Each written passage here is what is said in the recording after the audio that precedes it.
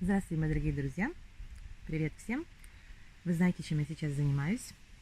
Очень приятным делом. Кушаю вот такие чудесные булочки, пирожки со своей смородинкой из огорода на бездрожжевом тесте, на хлебной закваске. Вы знаете, что я пеку хлеб, у меня всегда дома есть хлебная закваска, которая мне служит во всех случаях вместо дрожжей. Так что тесто, можно сказать, очень классное, натуральное. Вы таких булочки не купите нигде. Даже в каких-то кондитерских магазинах вы знаете, что сейчас все напичкано всякой гадостью. Вот. А это тесто такое, какое оно должно быть. Вот такая булка, какой она должна быть. С натуральной начинкой. Очень вкусно. Не буду дальше рекламировать. Если я вас заинтересовала, давайте посмотрим. Я вам покажу, как я это делаю. И вы также будете печь их без перестанку, потому что я пеку вот сейчас уже несколько дней, второй раз, и разлетаются на ура. Поэтому сейчас спешу покушать, потому что если не буду спешить, мои домашние расхватают все, как скворцы черешню на дереве. Итак, поехали. Итак, начинаем подготовку к тесту. Все ингредиенты я напишу, чтобы сейчас вот так вот не занимать времени. Итак, приступаем. Первое, то, что я делаю, это выкладываю закваску и заливаю ее теплым молоком. Вот я храню свою заквасочку в таком ведерке и также ее использую для всего. Главным образом для выпечки домашнего хлеба. У меня на канале есть рецепты о том, как сделать закваску, о том, как выпекать хлеб. Кому интересно, смотрите.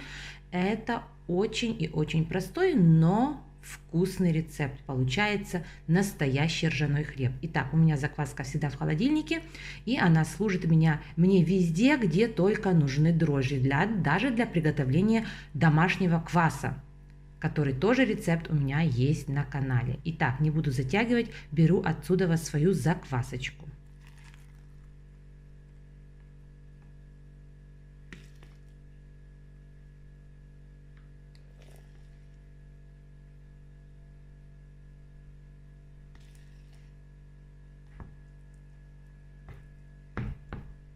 Я не жалею, потому что у меня закваска всегда в наличии. И сейчас ее залью теплым молочком.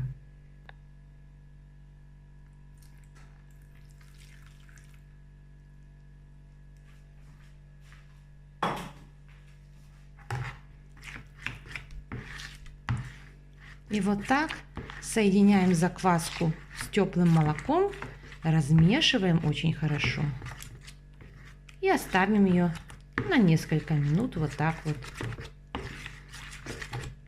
чтобы ингредиенты, как говорится, подружились и заквасочка немножко проснулась. Вот такая однородная масса, и ее я оставляю и буду готовить другие ингредиенты. Я не сказала, молока я взяла 100 миллилитров, я делаю двойную порцию, потому что мне нужны 2 противня булочек. Если вам это слишком много, все делите на половину. Итак, добавляю теперь сахар. У меня его 120 грамм.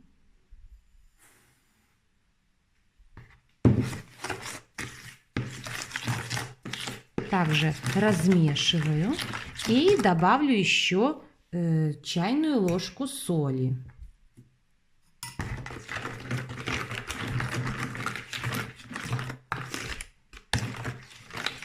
Все хорошенечко размешиваем.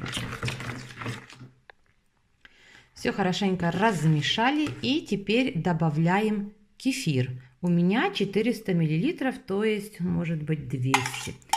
Я обычно, когда пеку хорошие рецепты, я делаю двойную порцию, потому что у нас все разлетается просто на ура. И одну делать это как на 5 минут. Поэтому вот видите, эти булочки я пекла 2 дня назад, вот такую двойную порцию. Выложила в Инстаграм, посыпались вопросы. Вот. И у меня уже осталась только одна булочка дома. Поэтому решила сделать еще один раз, поскольку у меня еще есть смородина, ну и записать вам рецепт. Вот так оно у меня все получается, поэтому Поэтому приходится, иногда я говорю, что нужно хуже готовить, чтобы делать это реже, или чтобы не так быстро съедалось, потому что уже не хватает рук иногда, чтобы это все делать.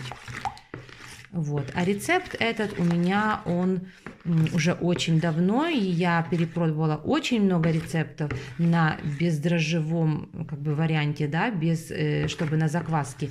И вот этот очень и очень удачный, тесто растет хорошо, и булочки получаются вкусные.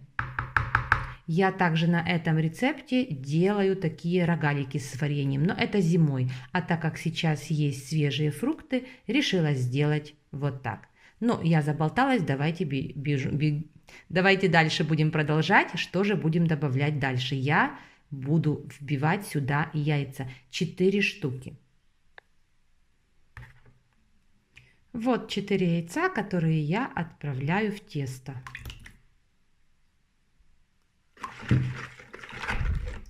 Это такой рецепт, что можно вот так вот себе позволить яйца просто отправить в тесто без дополнительной обработки. Конечно же, если делать какие-то такие праздничные, такую праздничную выпечку, можно сюда добавить и муку высшего сорта, и яйца взбить вместе с сахаром.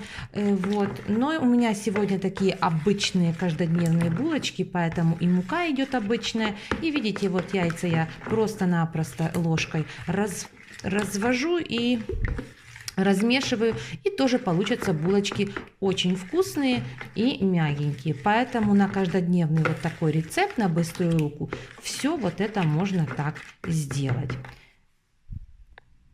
Следующий этап, я добавляю 150 грамм масла. Можно добавить сливочное масло, можно маргарин растопить. А я перешла на подсолнечное масло, чтобы было менее калорично. Маргарин я стараюсь не использовать. Вот, масла у меня сейчас просто нету, но и оно у нас страшно подорожало. И, во-первых, а во-вторых, я хочу, чтобы моя выпечка была менее калорийная, и поэтому добавляю растительное масло. И получается тоже очень вкусно.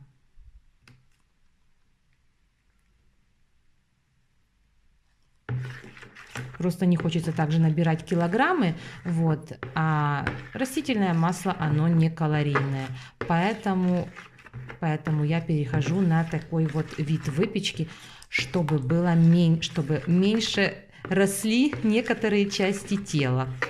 Но посмотрела, что тоже получается вкусно. Поэтому, если кто-то тоже на диете, не хочет, например, слишком калорийную выпечку, попробуйте заменять вот масло или маргарин растительным маслом. Не всегда это получается, но там, где нужно растапливать жир, оно идет очень хорошо. Вот так я все размешала, и теперь буду единственное добавлять муку постепенно и замешивать тесто.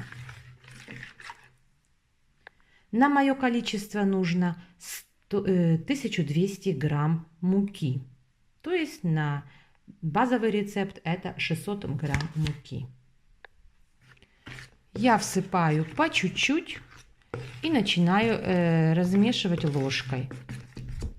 И затем, когда эта масса уже будет довольно так густая, я тогда добавлю всю оставшуюся муку и перейду на ручной замес. Я никогда не добавляю сразу всю муку, а делаю это постепенно. Почему?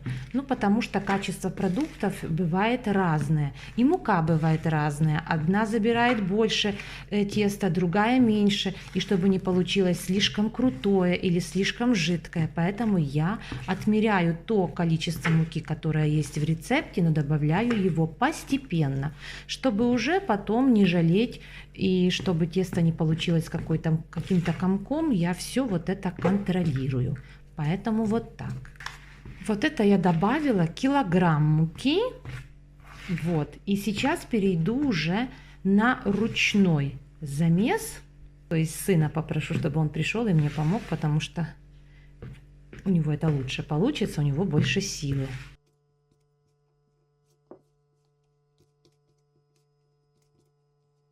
Теперь прикрываем хорошенько и отправляем в теплое место для того, чтобы тесто подросло. Кто не верил, посмотрите, так вырастает тесто на хлебной ржаной закваске. И теперь при разделке будем поступать ним, как с обычным дрожжевым тестом. Та же специфика. Разделываем, ждем, пока подойдет, делаем маленькие булочки. Все как обычно. Сперва делаем вот такой шар, оставляем его, чтобы он тоже немножко подошел. Теперь булочки, они тоже должны немножко вырасти. Величина зависит от начинки и от размера пирожков, которые вы хотите получить в итоге. У меня смородина с сахаром.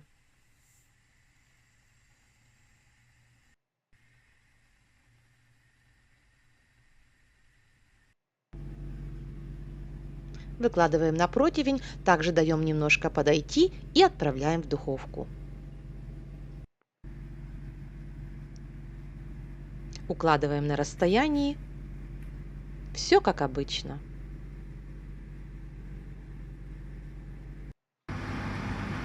Вот они, мои пирожки, уже в духовке.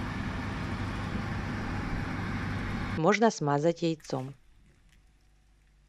Ну и результат смотрите.